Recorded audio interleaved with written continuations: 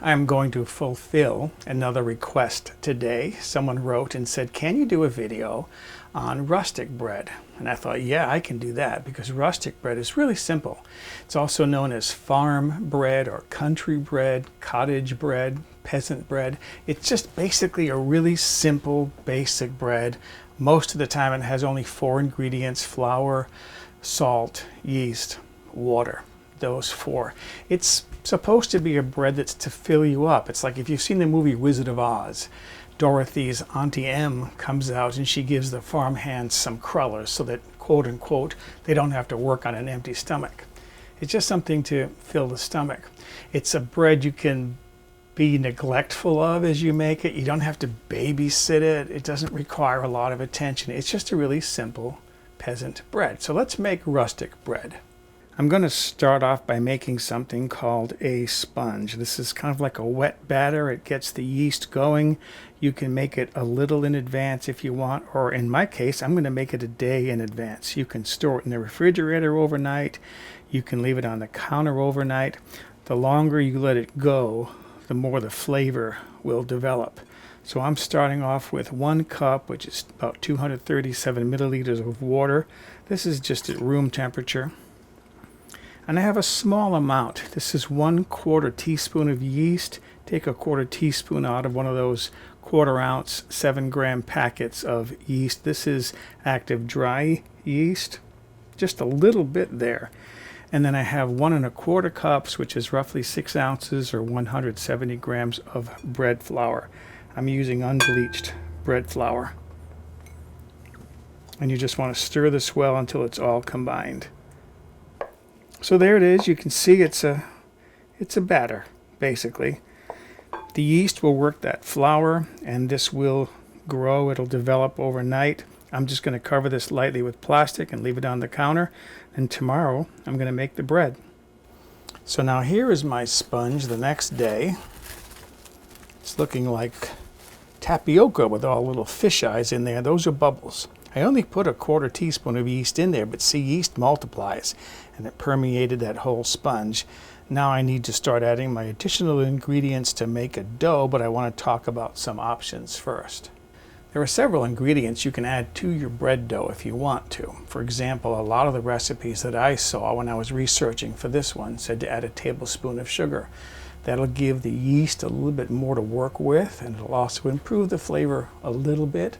If you want a more tender bread, you can add some source of fat, such as oil or melted butter. You can add fat and color if you put egg yolks in there. I'm not going to do any of that because my goal here was to get as close as possible to an original rustic bread or peasant loaf. It's all about economy and availability of ingredients. I can go over to Costco and I can buy a 25-pound bag of flour, and the last time I looked it was under $6. At that price, this bread per loaf is about 15 cents. That's economy. Now what I'm adding here is another cup, which is 237 milliliters of water. Again, that's at room temperature. And this is the remainder of the yeast from a packet of yeast. Remember, I used a 1/4 teaspoon before, so this is 2 teaspoons of active dry yeast. And then I'm going to start working in more flour. I have here 3 cups, which is 15 ounces by weight, 425 grams. And this is, again, bread flour. And I'm going to put about half of this in here right now and stir that in along with 2 teaspoons of salt.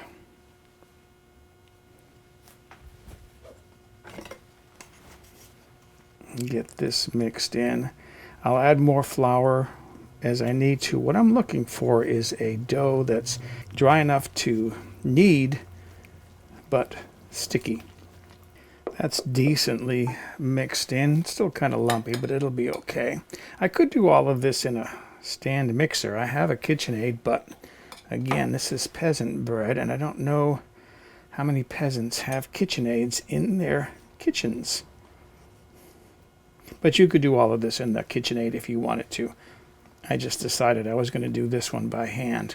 Again, the goal was to get to a rustic bread as much as possible. All right, so this is starting now to come together, but that's still much too wet. Let me add some more of my flour here.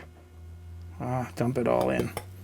I think that'll be enough, and I'm probably going to have to add a little bit more, maybe. I'm ready to transfer this to the counter and start kneading. Going to put some flour on the counter. This is still way too wet. The problem with flour, I shouldn't say problem, but the issue with flour is that it varies from region to region, country to country. There's different varieties of flour. Some flours absorb more moisture than others. I'm using bread flour, which has a higher protein content. So all of that changes the ratio, how much liquid to flour. I always try to start with less flour than I need and then work in more as I need it. This is going to absorb quite a bit more flour because that's quite sticky. And this is starting now to come together. I'm looking for a consistency that'll be moist. I do want stickiness like that. If you can hear that, it is a plane going overhead.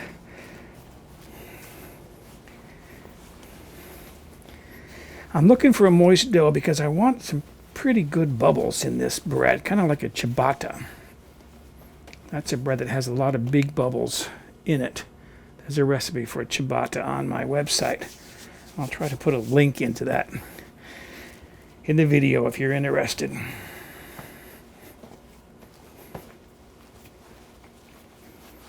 Okay, I'm probably going to work in a little bit more flour. This is still sticking to my hands quite a bit. Put the rest of that in there. That's maybe an additional half a cup of flour.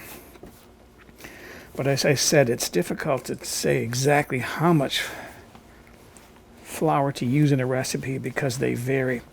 And what I'm going to do is I'm going to knead this now for 5 to 8 minutes to get it smooth and get the proteins to hook up to form the gluten chains. And hopefully it won't be quite as sticky, but again, I do want it sticky. Okay, I've been kneading this now for a while. And it's sticky. See? But if you work fast enough, it doesn't stick to the counter and it doesn't stick to your hands. It's good exercise. I'm going to let this sit for a minute, and then I'm going to clean that original bowl out and use that for letting the dough rise. All right, I'm going to separate my dough here from the counter. See, it's not sticking too badly. Got a bowl here that I've greased with butter. A little bit of sticking there, but not bad. The whole idea with a moist bread is you want to get enough moisture in there that you'll get nice bubbles. I want larger bubbles in this, but you don't want it so moist that it'll collapse under its own weight. This is going to be a flat loaf anyways. If you look at the rustic bread they sell in Costco, it's kind of a flat loaf of bread. It's because it doesn't have enough flour in it to give it the body to hold itself up. So it is going to collapse somewhat under its own weight. And then I want to butter the top of this so that when I put plastic on it, it won't stick to the plastic that I put on top.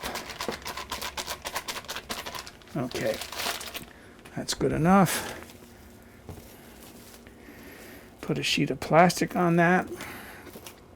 And I'm going to let that rise for an hour or two. Again, this is a bread that does well with neglect. I could probably leave this all day or even put this in the refrigerator overnight and let it rise in the refrigerator. But I'm going to watch this, and after about an hour or two, I should see that starting to pretty much fill the bowl, but again, it's probably going to collapse under its own weight. My dough now has been rising for 1 hour. It's just coming up to the plastic. It's not collapsing too much, which is nice. I'm going to punch this down, deflate it, take the air out, and then before I transfer this, I'm going to prepare something. I'm going to prepare a pizza peel. So I have some cornmeal that I've put inside of a cheese shaker. And I'm going to dust my pizza peel really, really, really well with cornmeal. Because what my goal is here is I'm going to heat my oven up with a pizza stone in it. And then I'm going to slide the dough off the pizza peel onto that pizza stone and bake it on that stone. Okay, so now returning to my dough here. Again, I want to shape it into a loaf. I'm kind of like just twisting the dough, pulling it underneath so I have a nice rounded top like that. The seam is on the bottom. I have to do this quickly because it's so sticky. Okay, and then drop it onto the pizza peel. And then I put a couple of pieces of plastic together. Oh, before I do that, I want to dust the top of this with flour. I'm trying to keep the plastic from sticking, so I've tapped this plastic with butter.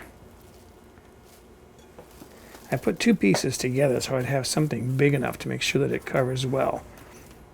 All right, and I'm going to let this go until it rises. Meanwhile, I'm heating my oven up to 475 degrees Fahrenheit, which is 246 degrees Celsius. I don't think this is going to work, but I'm going to try it. I'm going to cut a couple of expansion. This will work. This part will work. A couple of expansion grooves in the bread. Some slits. That'll allow the bread to expand when it goes through what they call oven spring, which is when it first goes into the oven. But this is the part that I don't think is going to work. All right, let's see what happens. I'm expecting a disaster, but here goes.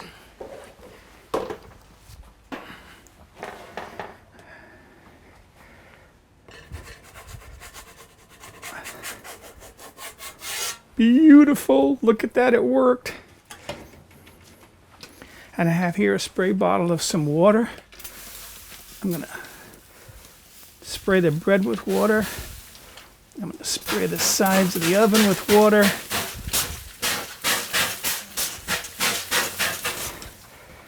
Okay.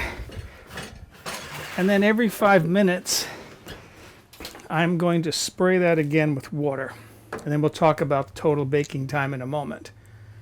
Now, as I said, I'm baking it at 475 degrees Fahrenheit. I'm going to bake it at that for 15 minutes, every few minutes spraying the bread and the walls of the oven with water, clean water. Then I'm going to lower the temperature to 425 degrees Fahrenheit, which is 218 degrees Celsius. And I'm going to cook it for 30, 35, maybe 40 minutes until the bread is thoroughly baked. I like to use a digital thermometer. So when I see an internal temperature of around 200 degrees Fahrenheit, which is 93 degrees Celsius, then I know my bread is done. Okay, here it is. Hot from the oven. There it is. There is a loaf of rustic bread. I checked the internal temperature. It was just over 200 degrees. After I turned the oven down to 425 degrees Fahrenheit, it was in there for 30 minutes, and that was enough. And you can see it's not a fancy loaf, you know, but that's rustic bread. Now it's waiting for it to cool so I can see what it tastes like. This has been cooling now for an hour. Let's see, I think I'll cut it over here. Sounds crisp. I want to see what it looks like on the inside. Oh, listen to that crust. Nice crisp crust on the outside. Not as big bubbles as I wanted, but some pretty good sized bubbles.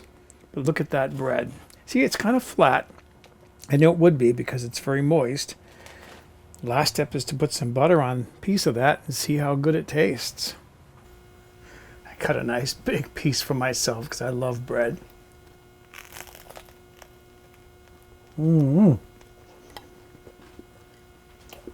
Nice crisp crust, but tender inside. See, it tastes like bread.